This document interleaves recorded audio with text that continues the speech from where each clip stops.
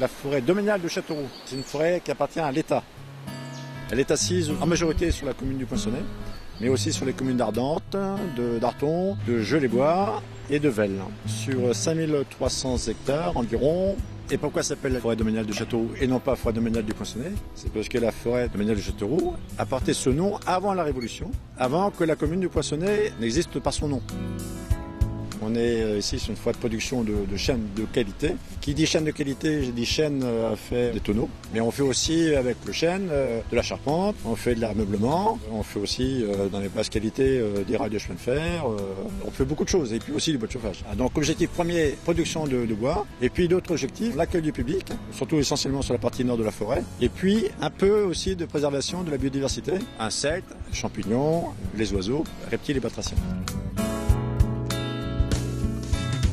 On est sur un des lieux touristiques les plus connus par les Castelroussins, puisque de Châteauroux, c'est vraiment à 7-8 km du centre-ville.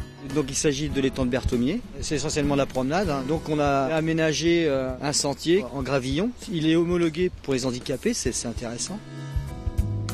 Sur les pas de la Biche, en fait, c'est le nom du parcours permanent d'orientation, situé pour le départ au carrefour Picard.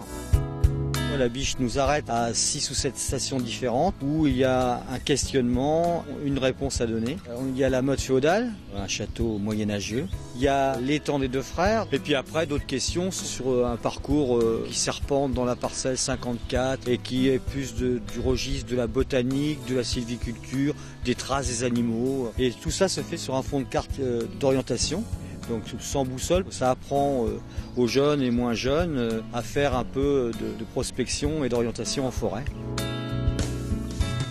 À pied, à VTT, voire à cheval. Les contraintes sont de ne pas pénétrer dans les parcelles, mais par contre tout ce qui est ligne de parcelle, ça fait des kilomètres et des kilomètres. Et là il est possible de se promener et de se croiser sans problème.